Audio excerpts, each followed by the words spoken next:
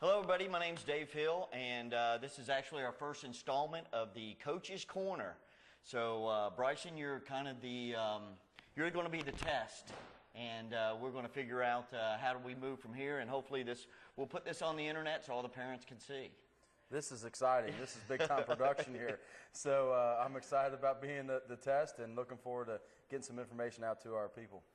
Okay, so a little bit about what's coming up. We're in the off season now, so the kids are working out, and we got a couple of special things going on with the football program. You want to tell us about? Well, I term it actually real season, because in football there's no off season. Everybody's working hard. We've got a great group of staff members that are working in our weight room. Jared Babick, a former player, he's a strength and conditioning specialist from WKU. Adam Collinsworth is extraordinary, Mike Wolf, and the other staff members are helping in the process. So we've got some great numbers in our weight room right now, working hard, and that's exciting to see. The other thing that we're doing is this Thursday night, February the 2nd, we're doing a big open house. It is for the Ryle community and Ryle football players, family members. What we're trying to do is enhance our relationships between our parents, our community supporters, even players if they want to come by. And we just want to build some strong relationships so that our parents get to know us, we get to know them better. We feel that's going to make us a better football team. Have you ever done this before? No, we haven't, actually. But what it consists of, you have the ability to meet one-on-one with any of our staff members. And we're going to put our staff on our website this week so that, and Mike Davis is the guy that you just text him. Say, hey, I'd like to meet with Coach Warner between 5:30 and 5:45 to discuss, what direction our offense is going. Anything like that. And anything really is up for discussing. We don't like to talk about playing time because we really don't know at this point. And we usually don't discuss that with our parents anyway. But as far as anything is on the table, and we're excited about the opportunity to meet some great people.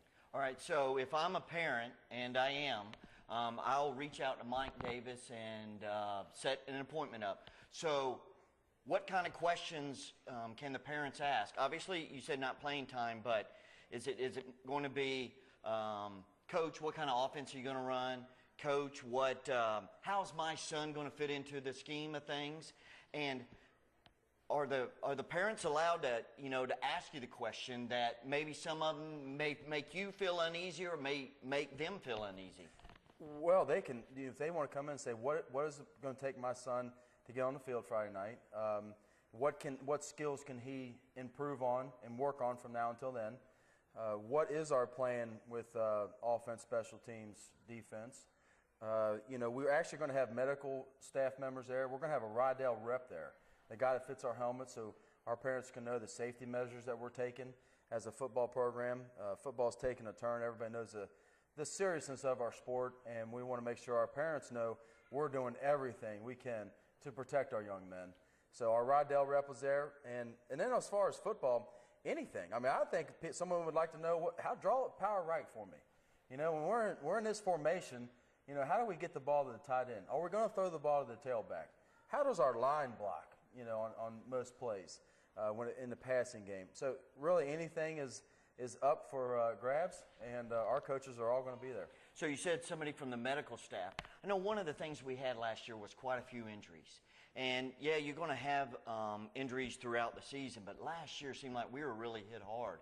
Is there any kind of statistics, or have you guys sat down and said what changed from last year to the prior year, or has there always been that kind of injury, that many injuries? Well, like what we're doing right now with social media, I think that really put us up against the toughest schedule in the state of Kentucky, probably besides Trinity, and that took its toll. But that's fine. That's where we want to be. When you beat a team like Highlands on national TV. People don't want to play you, and our guys they play hard, they hit hard. Those things are factors, but we're a team that I think a lot of teams should take on because it's going to make you better, and that's something that we're doing. We're improving our schedule each year. The injuries is some of the things that we're going to talk about as numbers. We're going to build our numbers. I'm personally sitting down with each individual. If you want to be on this football team, I'm going to bring you in the office for a half hour. I'm going to sit down with you. Our staff is going to know anything about your family life, your mom and dad, We're going to have all your information, who your brothers and sisters are, other sports you're interested in. We want to know everything about these young men. And then we're also asking each player to recruit one guy to come out and play football for us. I know one of the things that we looked at last year versus the year before was we had 75 kids 2 years ago. Last year our numbers seem to have dropped. Now, and I understand there is some weeding process where kids just don't want to play, they don't want to continue it. But one of the biggest schools in the state of Kentucky, we only had 55 kids on the roster. What can we do to get more of those kids to participate? Well, we can make it more fun. We run a very difficult and disciplined football program, but you can still do that and add some fun into it. We do sprint a lot. We're going to add a lot of football drills into those sprints. They'll be catching footballs, chasing after footballs. They won't realize they're conditioning, but that's what they're going to do. So we're doing a lot of different things in our program to build numbers, make it more fun, and build great team chemistry. So we can get our number 70 strong is our goal right now. We want 80, 90. So I saw where Police is going to have the team over next week to watch the Super Bowl. I think that's a great building camaraderie with the kids getting together and doing stuff like that. To me, not only with the kids, but with the parents. Because I think we talked about this a little bit earlier. You're going to have a special team this year. I think this is going to be a very good team. The kids seem to be blending well. And not only that, the parents get along well too. And guess what?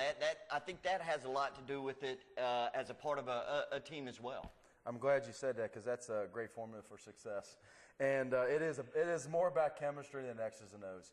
You got guys that love each other, care about each other. They're going to go out and play as hard as they can for each other, and that's exciting to see, and that is happening. We can see that. And we're doing our part as a staff to make sure that we are part of it and making sure that we're making it fun, making it interesting, but we're still going to be tough. We're still going to have discipline. We're still going to stick by our guidelines that have given us a lot of success over the past 9 years. But we do have one special group, we believe. All right, so one of the things that we discussed a little bit earlier was injuries. Brad got the foot got hurt. Travis tore his ACL. We seem to have a lot of shoulder injuries with Trigo, Kennedy. I mean, what can we do as a group, or what are you guys going to do as a staff to try to make that more preventable next year?